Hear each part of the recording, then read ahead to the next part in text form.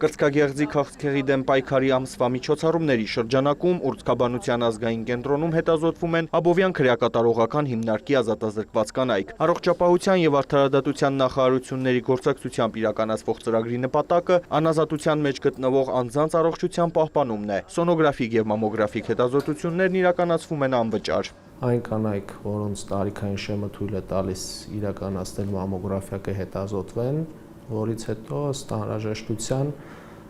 կենտրոնի մասնագետների կողմից իրականացվեն համապատասխան խորհրդատվություններ։ Որ իմացանք, շատ լավ զգացինք մեզ, շատ ոգևորվեցինք, նախապես պատրաստվեցինք, որ մեր ղեկավարության ուղղությամբ մասնակցենք այս հետազոտմանը։ Կրծքագեղձի քաղցկեղը կանանց մոտ ամենահաճախ հանդիպող օնկոլոգիական հիվանդությունն է։ Աշխարհում ամեն 8-րդ կին գտնվում է այս ուռուցքի առաջացման ռիսկի խմբում։ Թիրախում հատկապես 40-ից բարձր տարիքի կանայք են։ Բարդությունները հիմնականում կախված են հայտնաբերելիության փուլի հետ, այսինքն երբ վաղ փուլում է հայտնաբերվում, պարզ է, որ բարդությունները ել ավելի քիչ են լինում, իսկ ավելի ուշ փուլերում հայտնաբերելու դեպքում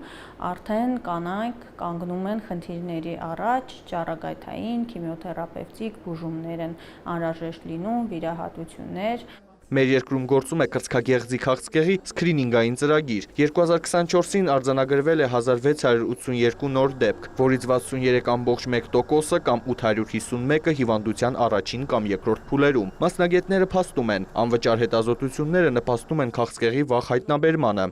Կրծքագեղձի քաղցկեղի վաղ ախտորոշումը առողջապահության նախարարության ուշադրության կենտրոնում է եւ շատ ողջունելի է, որ տարեստարի այն կանանց շրջանակը, թիրախային կանանց շրջանակը, ովքեր որ կարող են օգտվել անվճար մամոգրաֆիկ եւ համապատասխան հետազոտություններից, այդ շրջանակը տարեստարի ընդլայնվում է։ Եվ բնականաբար տարեստարի երբ մենք ուսումնասիրում ենք այս սկրինինգային ծրագրերի արդյունավետությունը